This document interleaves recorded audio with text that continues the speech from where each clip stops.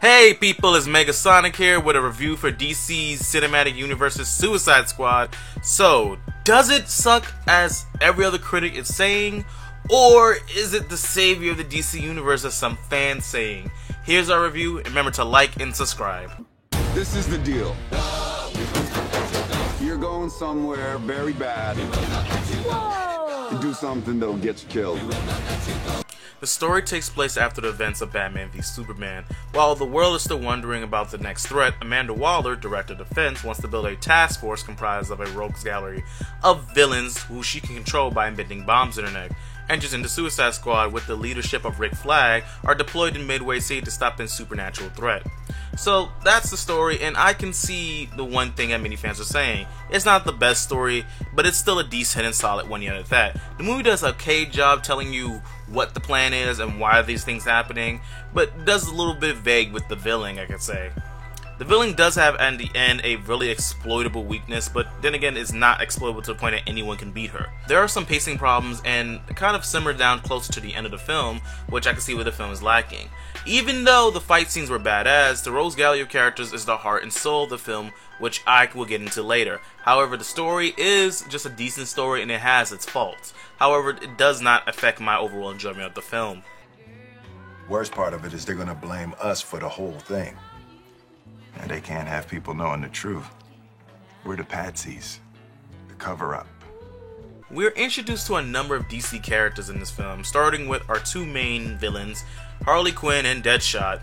Will Smith portrays Deadshot as a skilled marksman with a quick-witted mind and somewhat of the heart of the group. Will Smith takes this character and adds so much more humanity to him, which makes him easily one of my favorite characters of the film. Margot Robbie plays Harley Quinn exactly you expect her to play it as, a massive wildcard with a crazy, unpredictable personality. However, we can't not just talk about Harley Quinn without talking about her boo herself, the Joker.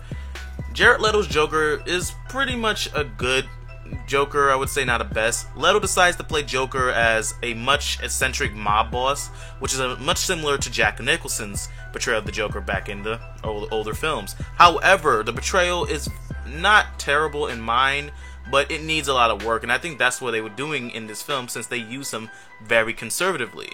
Amanda Waller is played by Viola Davis as such a ruthlessness and calculative woman with one of the best characters ever. She's such a cold and smart and tactical person that it made me terrified of her, even scaring the other villains.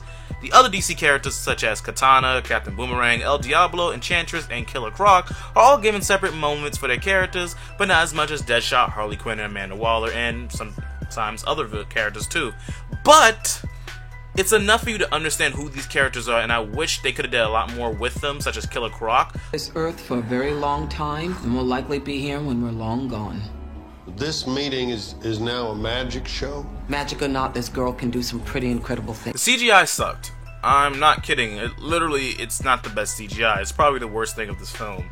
It really looks awkward when you look at it, but it's just weird because you did have characters like Enchantress who had these weird abilities, and I think that just with the budget of this DC film, it could look a lot better, but I think they just hadn't had enough money to do this. And it is really sad because you do see some impressive things in this film.